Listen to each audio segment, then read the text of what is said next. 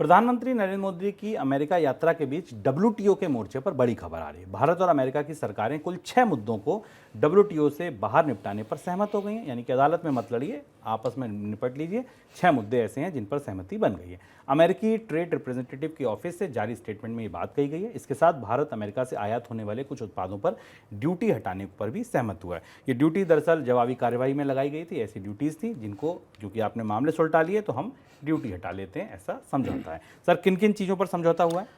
हमने प्रधानमंत्री की यात्रा से पहले मनी सेंट्रल में आपसे कहा था कि सबसे महत्वपूर्ण घटनाक्रम इस पूरे घटनाक्रम में देखने वाला होगा कि भारत और अमेरिका के बीच कोई बड़े नए व्यापारिक समझौते हों या ना हों, पर ये जो विवाद हैं इनको हल करने की कोशिश होनी चाहिए और उस दिशा में सफलता मिलती दिखाई दे रही है। 5-6 महत्वपूर्ण मुद्दे हैं। इसमें कुछ मुद्दे ऐसे हैं जिसमें अमेरिका ने भारत को डब्ल्यूटीओ की अदालत में, डब्ल्यूटीओ का जो डिस्प्यूट मैकेनिज्म है उसमें कटघरे में खड़ा किया था, और कुछ मामलों में भारत ने अमेरिका पर को डिस्प्यूट के कटघरे में खड़ा किया था। दोनों देश एक दूसरे से डब्ल्यूटीओ की अदालत में गहरे विवादों में फंसे हुए हैं, और दोनों ने देशों ने एक दूसरे के ऊपर, खासतौर से अमेरिका ने भारत के ऊपर 2017-18 के बाद कई तरीके की पीनल ड्यूटी, दंडात्मक शुल्क लगा रखे हैं, जिसमें कि ट्रंप के दौर में भी शुल्क लगाए गए थे। जो मामले निपटाए गए हैं उनमें एक मामला 2018 का है, जब 2018 में अमेरिका ने भारत में स्टील और एल्युमिनियम प्रोडक्ट्स के इंपोर्ट्स पर, भारत में उनके इंपोर्ट्स पर 25% की और 10% की स्पेशल इंपोर्ट ड्यूटी लगा दी थी।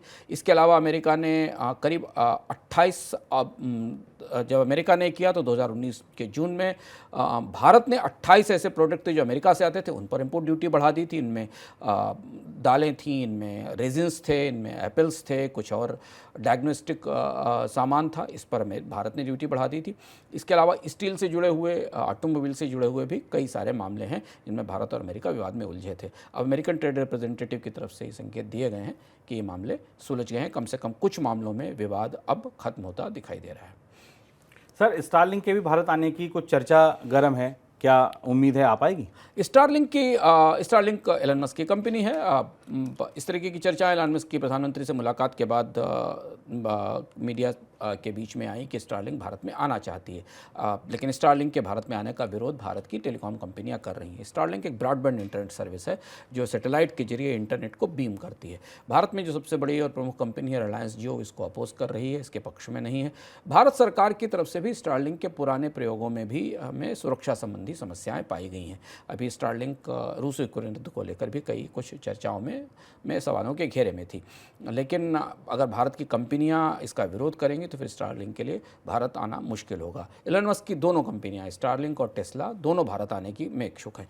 एक के आने का विरोध मुकेश अंबानी की कंपनी जियो ने किया है, और दूसरे के आने का विरोध टेस्ला के आने का विरोध मर्सिडीज़ ने किया है। मर्सिडीज़ ने कहा है कि टेस्ला को भारत में लाने में ऐसा ना हो कि मौजूदा कंपनियों के साथ पक्षपात किया जाए, क्योंकि वो उन कंपनियों ने पहले से भारत में निवेश कर रखा है।